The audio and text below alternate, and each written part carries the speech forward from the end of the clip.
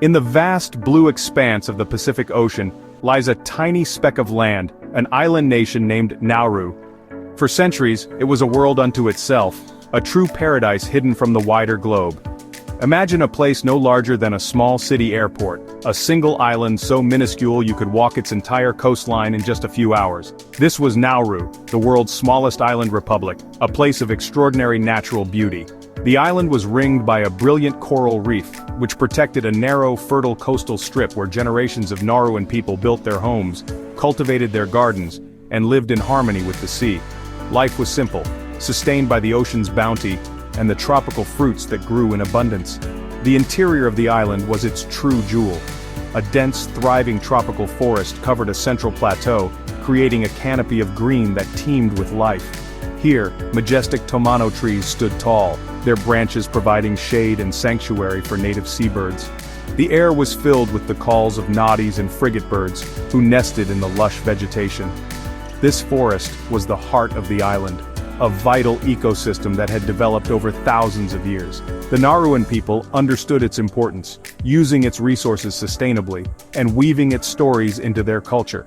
It was a self-contained world, a testament to nature's ability to create a perfect, balanced environment, seemingly untouched and eternal.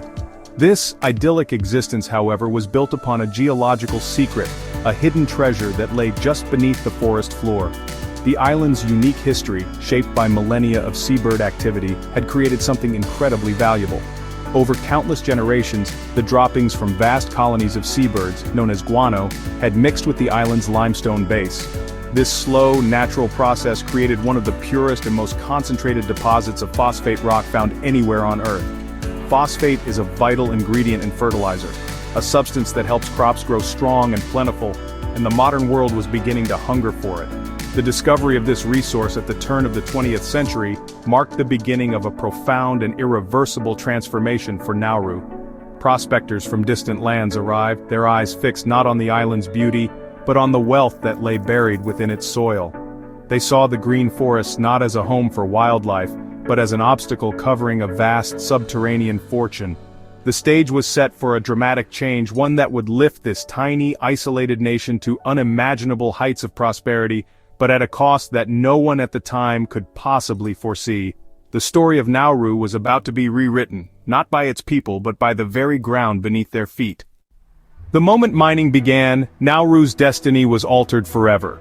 Giant machines, foreign and loud, were brought ashore to tear into the island's heart. The process was brutally simple. First, the ancient tropical forest was cleared.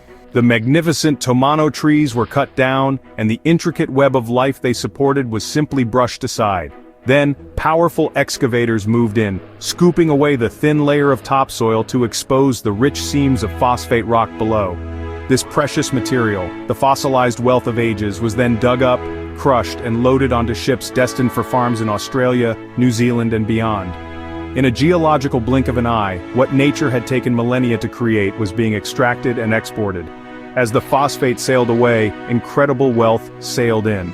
After gaining its independence in 1968, Nauru took control of its phosphate industry, and the nation became, for a brief, dazzling period, one of the richest countries in the world per person. The profits were staggering. Every citizen received a share of the income, and the island transformed into a consumer's paradise. Nauruans, who once lived a subsistence lifestyle, now enjoyed free education, free healthcare, and had no need to pay taxes. They imported everything they could desire, the latest cars, luxury goods, and processed foods from around the globe, creating a lifestyle of leisure and plenty that was the envy of the Pacific. This new reality was a world away from the old traditions. With their newfound riches, Nauruans established a national airline, even though their island had only one runway. They invested their money overseas, creating a trust fund meant to secure their future for generations to come. The government built modern houses, schools, and a hospital. For a time it seemed that this small island had found a way to turn its natural inheritance into a permanent state of prosperity. The hum of the mining equipment became the island's heartbeat, a constant reminder of the source of their fortune, a sound that drowned out any concerns about the changing landscape just beyond their homes. However, the physical transformation of the island was becoming impossible to ignore. As the mining operations expanded relentlessly inward, the green heart of Nauru was systematically scraped away. The central plateau, once a thriving forest, was becoming a desolate alien landscape. What was left behind was not soil but a barren field of jagged limestone pinnacles, sharp coral rock formations that stuck out of the ground like a forest of gray tombstones.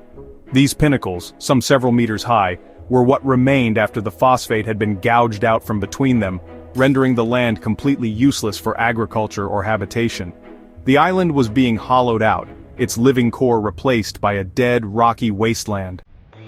The boom, like all booms based on a finite resource, could not last. By the 1990s, the warning signs were undeniable.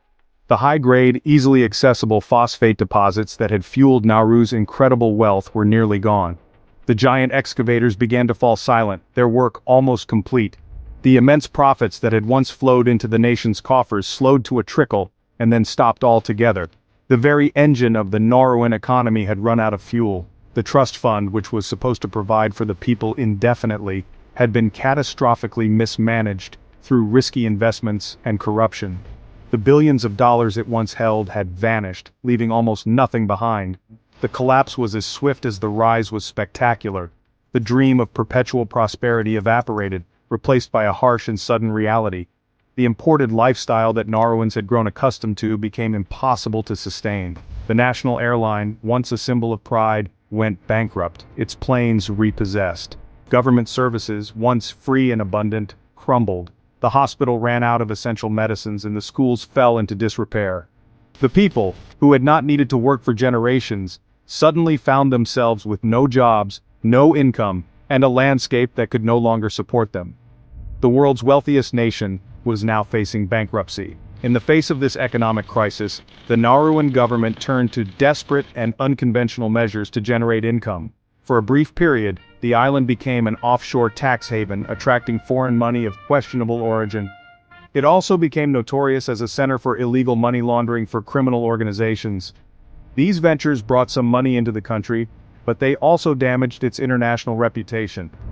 Another controversial source of income came from its partnership with Australia, agreeing to host a detention center for asylum seekers. This arrangement provided much-needed aid, but it tied the nation's fate to the political decisions of another country, creating a new form of dependency. The most enduring legacy of the boom, however, was the environmental devastation. By the end of the 20th century, approximately 80% of Nauru's land area had been strip-mined. The once lush interior was now a ghostly, uninhabitable desert of coral pinnacles. The loss of the forest had a cascading effect on the island's ecosystem. Rainwater, no longer absorbed by vegetation, ran off the barren rock, carrying phosphate dust and other pollutants into the surrounding ocean, damaging the fragile coral reefs that had sustained the Nauruan people for centuries. The island was a stark monument to the resource curse, a place that had consumed its own heart for a wealth that proved to be fleeting. Today, Nauru stands at a critical crossroads, searching for a viable path forward in a world that has largely forgotten its story. The scars of the past are visible everywhere, from the skeletal remains of mining infrastructure rusting in the tropical air to the vast, barren plateau that dominates the island.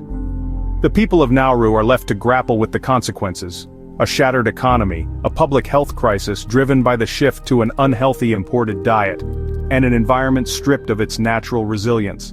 The fundamental challenge remains the same. How can a tiny, isolated nation with few natural resources left on its land secure a stable future for its people?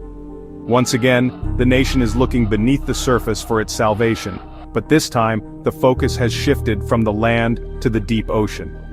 Nauru is a key proponent of a new and highly controversial frontier of resource extraction: deep-sea mining. The seabed in the Clarion-Clipperton Zone, a vast area of the Pacific Ocean where Nauru has exploration rights, is rich in polymetallic nodules. These are small, potato-sized rocks lying on the ocean floor, containing valuable metals like manganese, nickel, and cobalt, metals that are in high demand for making batteries for electric cars and other green technologies. For Nauru, this represents a potential new boom, a second chance at resource-driven wealth. The prospect of deep-sea mining, however, is fraught with immense risks and unknowns. Scientists warn that we know very little about the deep-sea ecosystems that would be destroyed by this process. These are unique environments, home to species that are found nowhere else on Earth, many of which have not even been discovered yet. The proposed mining methods involve massive robotic vehicles scraping the ocean floor, kicking up vast plumes of sediment that could drift for miles, smothering marine life and disrupting the entire food web. The potential for irreversible damage to the world's largest and least understood habitat is enormous. For Nauru, the choice is a difficult one. The nation's story serves as a powerful cautionary tale about the dangers of an economy built on finite resources and environmental sacrifice. Having already witnessed the devastation of their land, they now face the prospect of inflicting similar damage on the ocean. Is it possible to pursue this new venture more wisely than the last? Can the potential profits be managed sustainably to build a truly lasting future, or will Nauru repeat its own tragic history, trading one fragile environment for another in a desperate gamble for survival?